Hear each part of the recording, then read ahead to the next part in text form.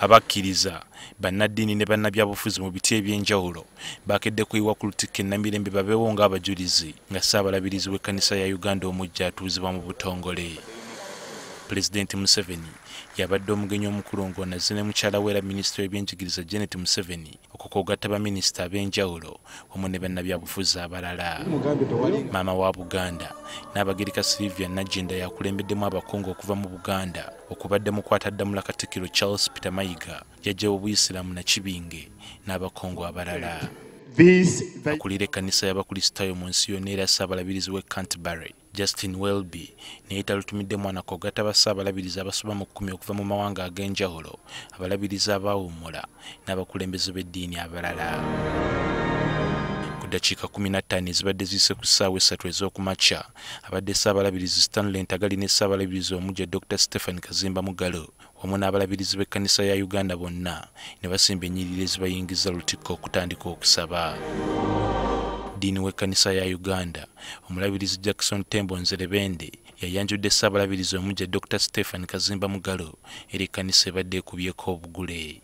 Oluvannyuma lw'okukuba buto ebirayiro, Ssaabalabirizi Kazimba akwasiddwa omuggo guno nga kano ke kabonero nti aweereddwa obuyinza ng'omuyima w'ekkanisa ya Uganda. From this time forth, forevermore, and may you remain in justice and sanctity and adorn the place delegated to you by God.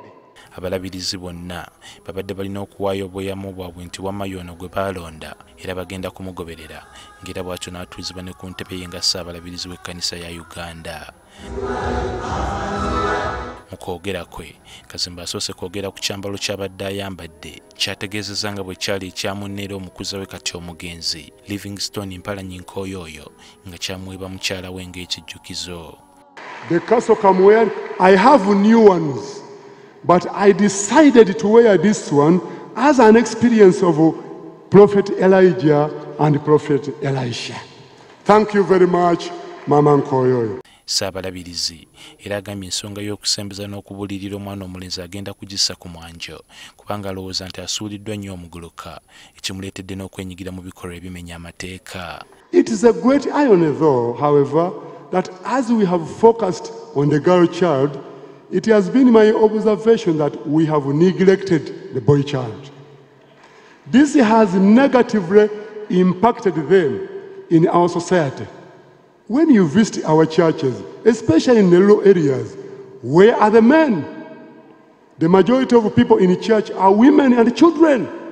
I ask again, where are the men? Kazimba akangudde ne ku ddoboozi bw'ategeezezza nga bw'atajja kwekkiririranya ku nsonga ya bisiyaga mu kkanisa kati gy'akulembera. Civil bond between one man and one woman for procreation as reflected in the Bible, Genesis chapter 2 verse 18.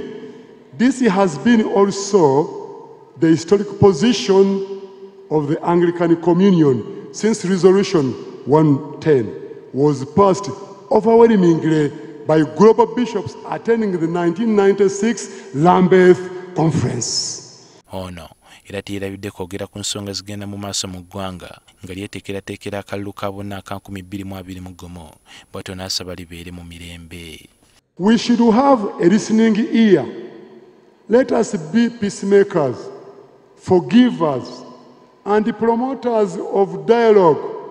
We should have love for one another, regardless of our tribe, clan, political parties, or religious affiliation, especially as we approach 2021 general elections. Obuwereza bwo obukulu abujja mu ssuula ya Jeremiah mwagambira nti ayagala kukyusa abantu ng'ayita mu mikono oba ebikolwa byabwe omutwe oba bye balowooza n'omutima.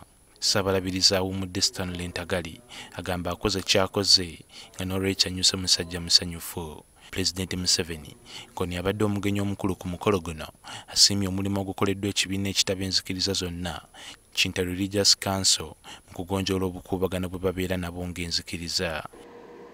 The Bible advises us to let our light so shine before men that they see our good deeds and praise our Father in heaven. In other words, we should influence people by example. By living, by doing, we shall do more work than simply pushing forward chauvinism, narrow chauvinism. Katikkiro wa Buganda Oweekitiibwa Charles Peter Mayiga ng'ono yakiikiridde empologoma ya Buganda asabye Katonda akulembere Ssaabalabirizi ono kubanga obuvunaanyizibwa bwayolekedde sikuweeweeta mpisa ekkondi. Osobole okukozesa obuyinza bw'akuwadde twongere okufuna emirembe n'okutebenkera wamu n'enkulaakulana. Ennaku zino ebikolwa eby'obukambwe n'ettemu bingi nnyo, n'abantu bangi nnyo abalina obusungu ku mitima, ate n'Abakristo bangi bali mu bwavu. Nga Ssaabalabirizi toleme kutuluŋŋamya ffenna tusobole okuvuunika okusoomoozebwa kuno. Ssaabalabirizi Dr. Kazimba Mugalu era yeebazizza gavumenti ya NRM olw'okuwa bannayuganda essuubi okusinza wamu n'okutendereza nga tebakubiddwa ku mukono. Gamba nga okuyita mu kukuza olunaku lw'abajulizi olukuzibwa abantu ab'enjawulo wano ne bweru bw'eggwanga. Ssaabalabirizi y'omu nate Sande ajja kubeera atuuzibwa ku buvunaanyizibwa bwe obulala ng'omulabirizi w'obulabirizi bw'e Kampala wali ku Kanisa All Saints e Nakasero. John Cliff Wamala, NTV ku ssaawa emu.